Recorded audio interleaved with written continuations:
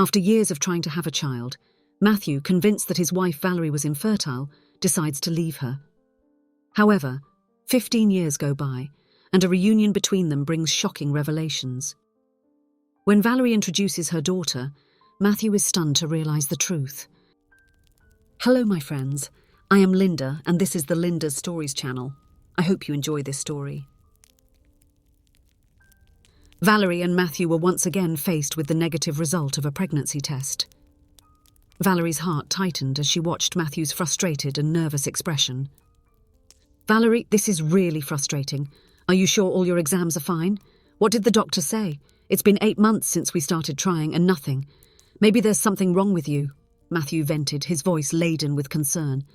Married for just over 5 years, Valerie and Matthew were seen as an exemplary couple in the eyes of everyone.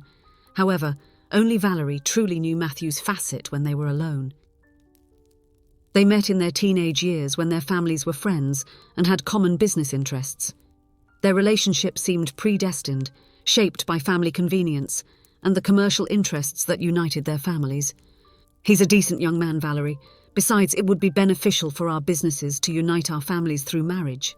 Just imagine the empire we could build together, Valerie's father would say when she still hesitated about the direction of her life before the marriage. Amidst family pressures and social expectations, Valerie questioned whether that was really the path she wanted to follow. Valerie ended up giving in to her family's pressures and marrying Matthew.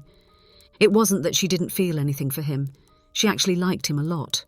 However, she couldn't ignore Matthew's traits that bothered her. He was jealous and somewhat sexist, something that didn't quite fit into the dreams Valerie had for an ideal husband. Even so, she decided to put those aspects aside and go ahead with the marriage. Now 5 years later, there they were planning to expand the family. Matthew had been trying to convince Valerie about the idea of having children for some time, but she was reluctant. She knew that a child meant an indissoluble bond with someone, and that made her hesitant, especially considering Matthew's personality and expectations. I'm looking forward to having a son, taking him with me wherever I go, taking him to the stadium to cheer for our team, playing soccer with him. It will be wonderful to have a boy to teach everything I know, expressed Matthew, full of enthusiasm. But Matthew, we can't predict if it will be a boy or a girl. Having a daughter or a son is a blessing, Valerie tried to argue. Oh, Valerie, here you go again with that conversation. A girl would never be able to achieve everything I have planned. I want a boy, and if we have a girl, we will keep trying until we have a boy. On the bright side, if we have a few girls, we'll have more hands to help with household chores, he said, attempting to joke. But Valerie knew that those words reflected Matthew's true mindset.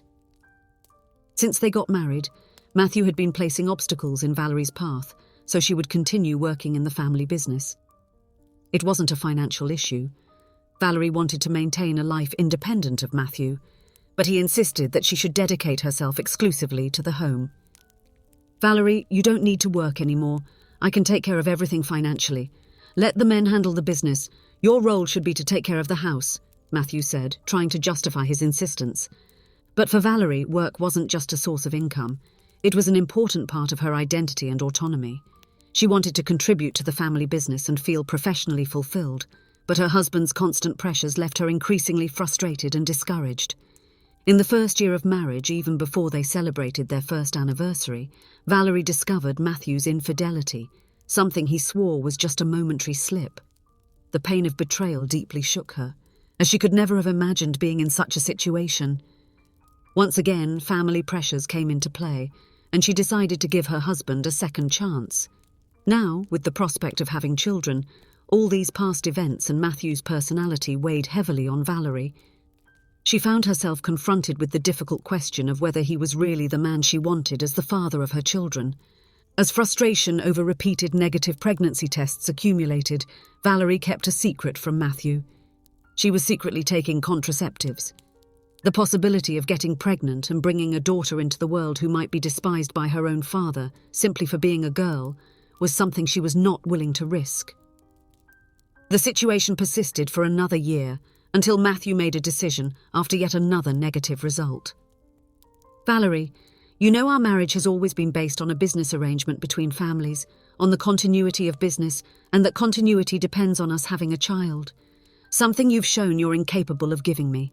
You must be infertile, and you haven't fulfilled your part of the contract, Matthew said coldly, making his discontent clear. Valerie was shocked by the coldness of Matthew's words. She knew their marriage had commercial aspects, but never imagined Matthew saw their relationship in that way. Matthew, I thought marriages were supposed to be based on love and not considered contracts, Valerie retorted. Let's be realistic, Valerie. You're even pretty, but that's it. Thinking about love. Do you think I'm one of those weak men who falls in love? And thinking about it, having a child with someone as incapable as you might not be a good idea anyway, Matthew said, with a tone of disdain that made Valerie feel diminished and disrespected. At that moment, Valerie realized that the boundary of respect and dignity had been crossed. There was no turning back. It was the end of that couple's marriage. For Valerie, that moment didn't signify the end, but rather the beginning of a new journey.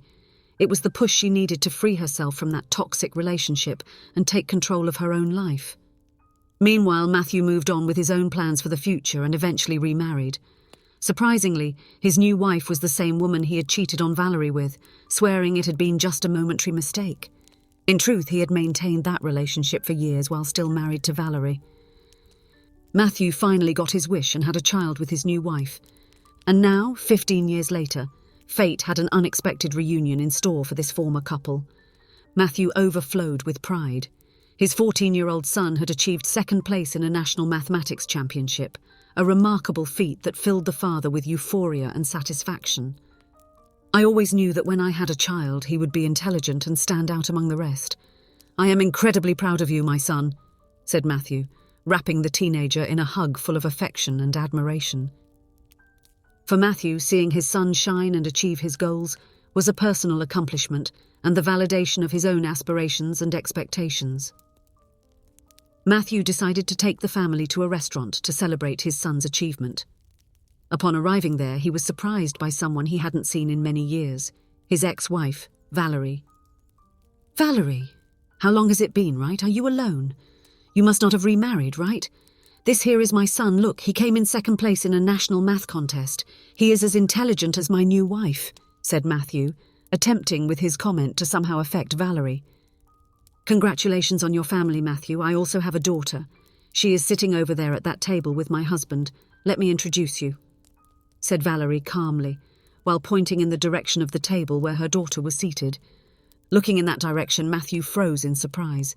The girl was the teenager who had taken first place in the math championship, surpassing his son who had secured second place.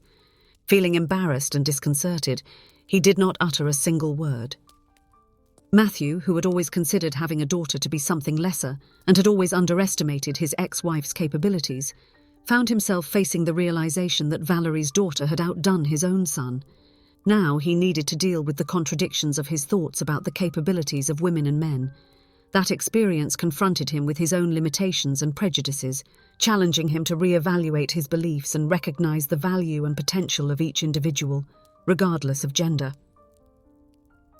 Valerie returned and rejoined the table with her family, a family she had formed with a loving man who dreamed of having children, regardless of whether they were boys or girls.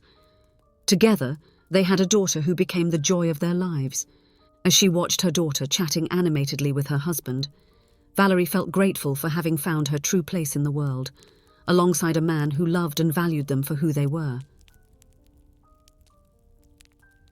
If you enjoyed, please give it a like and subscribe to the channel.